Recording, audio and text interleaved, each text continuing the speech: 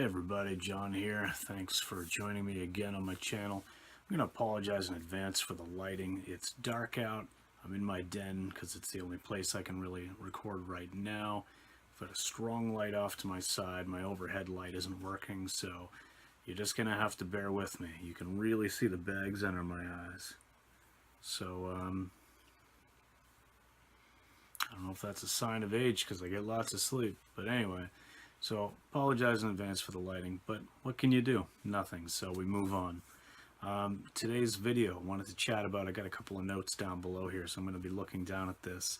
There's a couple different things, but essentially, yet another coworker is asking me questions about veganism, and then also about running, but mostly about the veganism thing because it's somebody that I don't generally spend much time with at work. We kind of work in separate areas, but he lives really close to me, so we've actually been carpooling.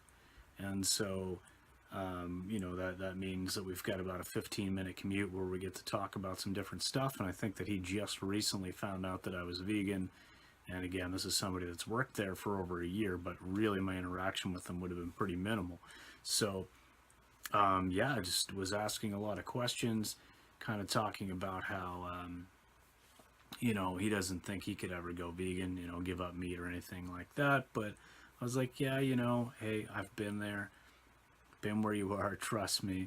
And so I recommended that he watch Forks Over Knives. And so he did. And he said, you know what, there's a lot of merit there. There's a lot of great things, and so that was kind of the beginning of the conversation, and I think that after watching that, he was like, whoa, that actually makes a lot of sense.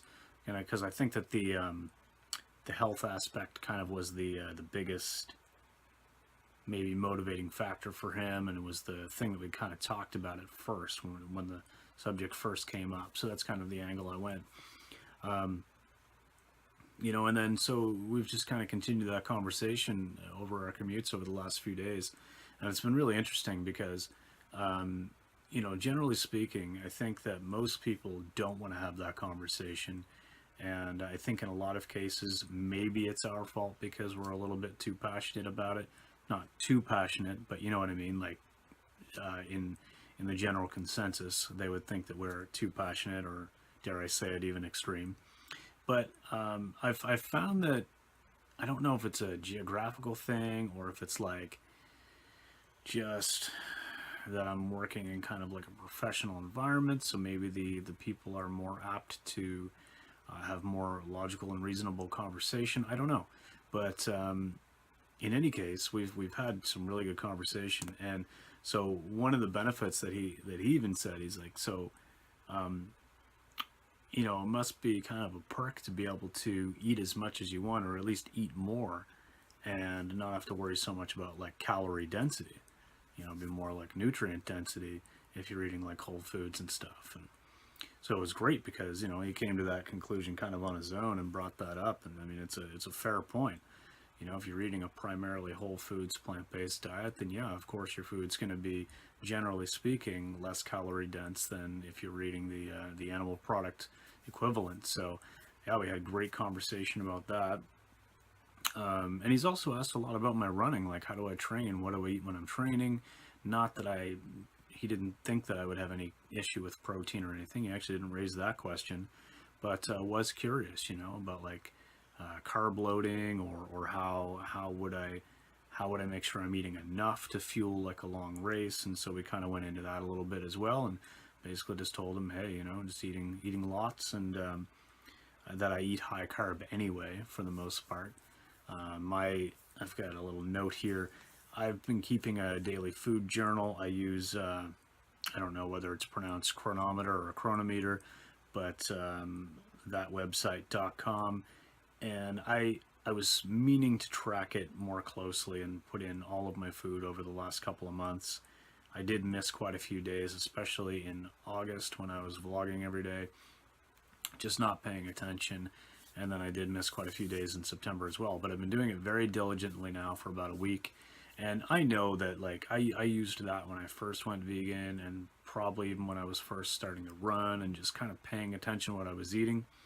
And so the whole point in me doing it now is I just want to like kind of track my nutrients, track my macros, and just kind of just be armed with more information in case the question comes up.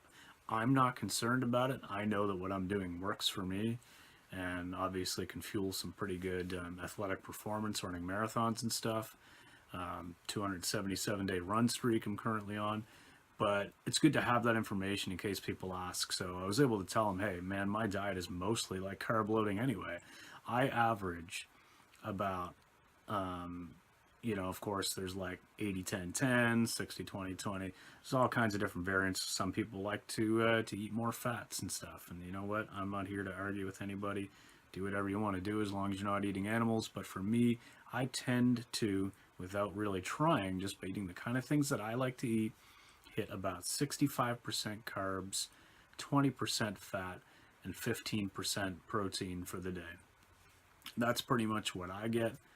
That's 65, 20, 15, or 60, 20, 20, in that kind of a range.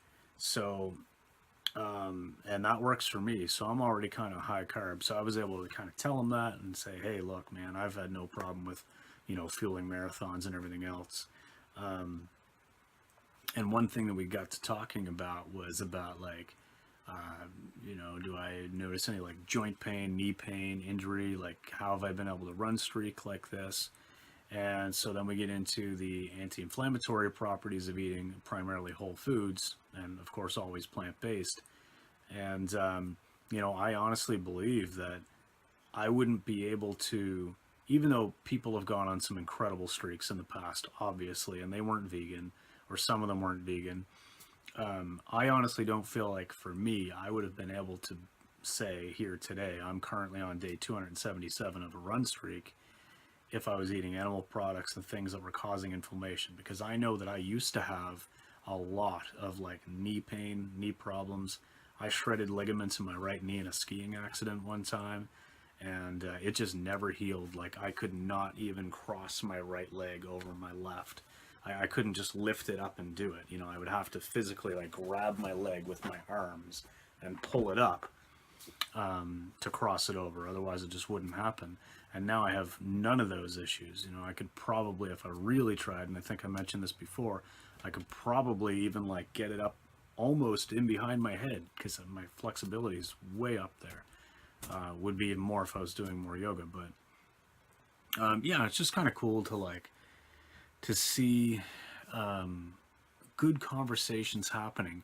And I've noticed that it seems like more and more conversations that I'm having lately with people are with people who, like, they know what veganism is. They know, because it's getting more exposure. Like, we're seeing news features, we're seeing it in mainstream media being talked about. So people aren't like afraid of it as some fringe thing anymore. People actually kind of understand what it is, or at least understand what like plant-based dieting is, and so are willing to have a more open conversation. So that's what it seems like to me.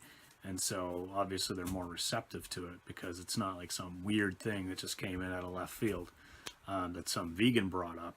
They're actually bringing it up. So yeah, it's just really cool. So I thought I'd share that. I don't particularly think that this person is going to go vegan. I think that they have asked me to send them some links to recipes and some good sources and stuff. So I definitely think that they're going to make some huge improvements in what they're eating, which will benefit their health, and that's kind of the angle that they're coming in at.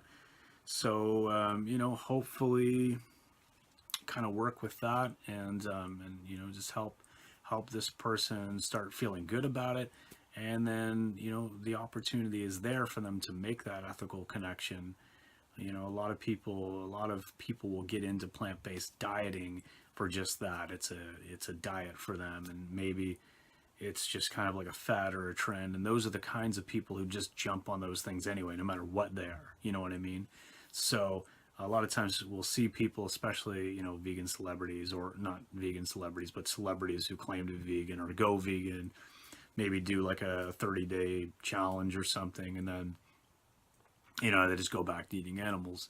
And sure, that happens when you go into it from a diet perspective, but I still think that exposure to the lifestyle, at least as a starting point, is okay, and if that's what you've got to work with to kind of intrigue people, to pique their interest, and that's what you work with, because there's a chance they're going to be able to make those further connections. And of course, you kind of nudge them in that direction. So anyway, just wanted to share that. Lots of good success stories coming from people who are, making changes. Maybe they're not going vegan, and I know that's not anywhere close to the end goal. And I'm not going to promote reducitarianism. I'm not going to promote any kind of apologist kind of way of handling this, but we do need to recognize, at least acknowledge, that even if not ideal, any less animal suffering is good. It's better than the full amount that there is now. So yeah, I guess that's just about it for this video. So again, I guess I asked the same question. If you've had any friends or family or coworkers that have approached you about it, and how have you handled it? I know I just made a video about another coworker's family member going vegan recently, but this is kind of different. This is somebody who's approaching with questions. So how do you handle that? And I guess I'll catch up with you guys in the next video. I'm looking down at my notes because I've got a couple of other really good topics that I want to cover as well, but I'm going to break that out. I'm already at 12 minutes in this video. So, all right, that's about it. Make sure to like and subscribe. Leave a comment down below, even if it's just to say, hey, that you were here, drop by. Hit the bell so you get notified whenever I upload a new video. And until next time, guys, peace.